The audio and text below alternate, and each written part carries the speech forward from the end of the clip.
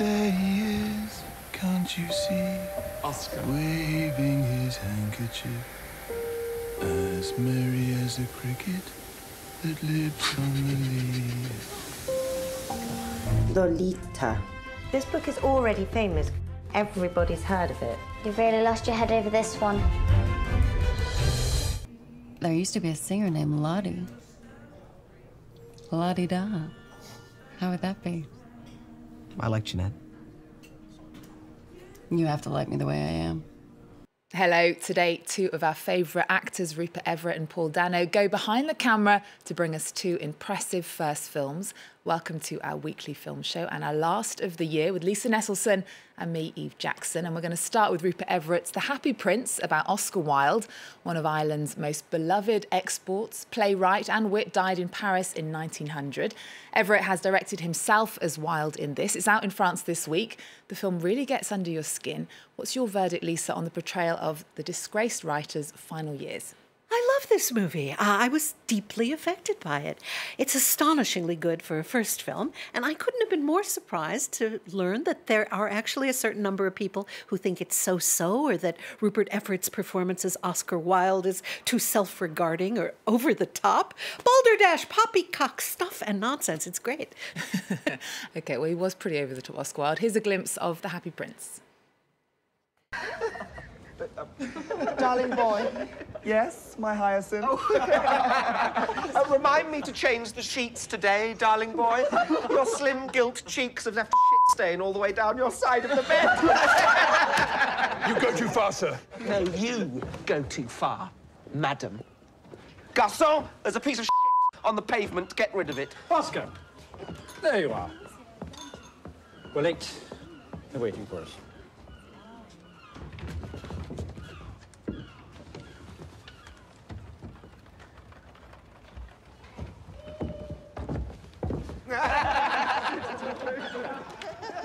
You're right, Oscar. No, not really. Times have certainly changed since Oscar Wilde's fall from grace because of a homosexual affair. Thank goodness, Lisa. Indeed. But at that time, he went from being a man of letters to a man in fetters. But Wilde didn't do anything that would even begin to get him into hot water. In contemporary Britain, he entertained the masses, he was adulated, and yet he ended up a pariah. He was, from all reports, an excellent father to his two children, but buggery was illegal and went on being illegal for a very long time in Britain. It does Wilde little good that his statue on his tomb at Père Lachaise Cemetery here in Paris is routinely covered with lipstick kisses.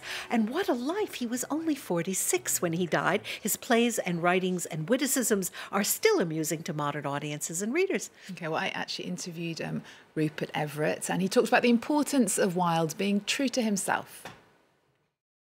Homosexuality wasn't really a word even before Oscar Wilde. It certainly wasn't a debate. It wasn't a thing that women would ever have discussed. And when you saw Oscar Wilde on the Boulevard Saint-Germain, you would know that he was a homosexual man. That's really an all-time first. And from that came the road to gay liberation. So for me, he's a very important character.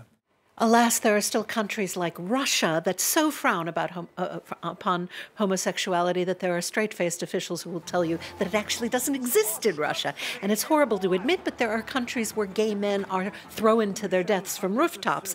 But there are also a great many countries where consensual same-sex relations are not only no big deal, but same-sex couples can be legally wed, and that is most definitely progress. OK, and you can watch the rest of my interview with Rupert Everett and hear from Oscar Wilde's grandson online at france24.com.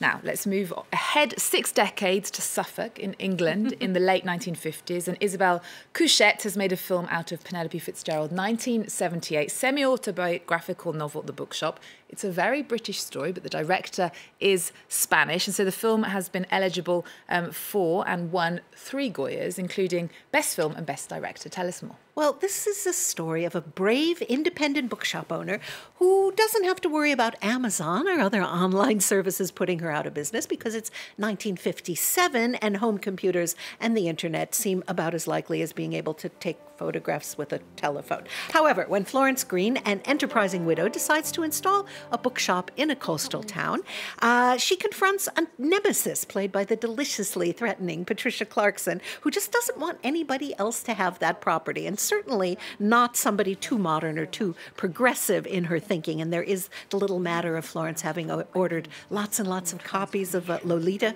which at the time had such a sulfurous reputation, you sort of expected the devil himself to drive the delivery truck. Now, Emily Mortimer's widowed bookshop owner has a precocious young sidekick, a self-important admirer who works for the BBC, and in reclusive bibliophile Mr. Brundish, beautifully played by Bill Nighy, an intriguing possible ally against stubborn ignorance. Okay, well, let's take a look at the bookshop. Thank you so much for coming. But the fact is, many of us are not at all convinced by the sudden transformation of the old house into a shop. It should be a local art center. You do understand, don't you? It definitely looks very British. Is good production design enough to carry the day, though? Well, truth be told, I was a bit disappointed. This isn't exactly a page-turner in its pacing. There's way too much voiceover, even though the voice does belong to the admirable Julie Christie. But the film does have a dream cast and a pretty stunning twist. It's a tribute to independent shopkeepers who take pride in what they sell and without clobbering anybody over the head. It's actually deeply feminist. And it has some dialogue exchanges that perfectly depict what it means to be hypocritical and condescending. In case those qualities ever go extinct, we'll be able to study them in this film. Okay. Well, actor Paul Dano has made his directing debut with Wildlife. It's an adaptation of a Richard Ford novel about husband and wife and the 14-year-old son in the 1960s in America. I love this film, especially the wife in the story played by Carey Mulligan. Oh, well, I love this movie. I love this movie more than you love this movie. It is such a superb showcase for fine, fine actors. It's a strange topic to have drawn in a director now only in his early 30s, very mature. You may know Dano as an actor. In his early 20s, he absolutely held his own on screen opposite Daniel Day-Lewis in There Will Be Blood in 2007. And in 2014, he gave one of the best performances I have ever witnessed on film as Beach Boy Brian Wilson in Love and Mercy. As you said, Carey Mulligan is mind-blowingly good as Jeanette, a dissatisfied housewife, tired of being buffeted by her husband's, shall we say, elastic relationship to gainful employment. And while she didn't wed Barnaby the Scribner, who was famous for saying, "I'd rather not," whenever anyone brought up anything, Jake Gyllenhaal's Jerry, a golf pro who loses his job, comes close. Okay, well, I actually interviewed Paul Dano, who said that the family in this film reminded him of his own family. And Carey Mulligan, the actress, was delighted to play a female character that did some very unlikable things. She had this to say about Jeanette's relationship with her family. I think what I liked about her is that, you know, she is a really good mum. She's a really good wife. She's just having a really bad week. And I think we allow so much for men on screen and we give them such a long leash, and women are just not allowed to misbehave. And I think, you know, her intentions throughout are relatively pure. I do think she's trying her hardest, but the circumstances she's in are really tricky. You know, she is a woman in 1960 without an education or a skill set. And she's been abandoned by her husband with a 14-year-old boy. So I think she's somewhat in survival mode, just trying to get through the week. They called us shoot beauties. Isn't that an impressive thing to know about your mother? That she was a shoot beauty? Yeah, Dad told me about it. He said he liked it. Yeah, it's probably nice to know your parents were once not your parents. Who were you on the phone with? Don't worry, if it had been your father, I would have put you on.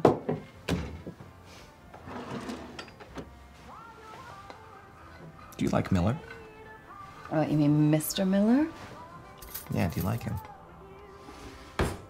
Not very much.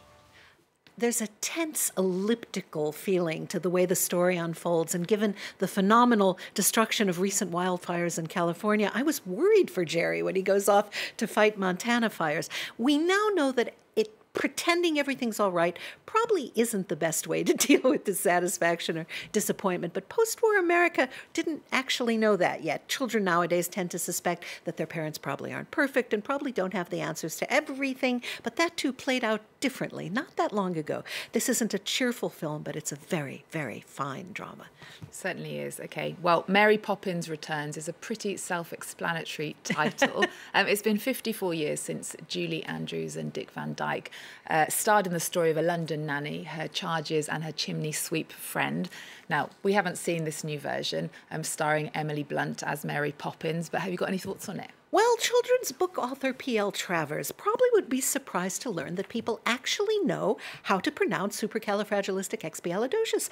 I think anti-disestablishmentarianism is still the longest real word in the English language, but supercalifragilisticexpialidocious is surely the longest made-up term. You're such a show-off. I'm just showing up. The 1964 original is a superb example of popular entertainment. The songs are glorious, and they helped condition my generation to what a worthwhile melody and rhyme scheme might sound like. Julie Andrews in her first role brought a very peculiar character to life. So I haven't seen the new version yet. I'm not sure what to say except they've made another movie starring Mary. Did we need it? I'm not sure. Verdicts seem to differ and to vary. Is the tale's charm secure? It might be lovely or it might be dumb. My heart's not beating like a big bass drum, but I will venture out to visit Mary. Mary Poppins and her brolly, here I come.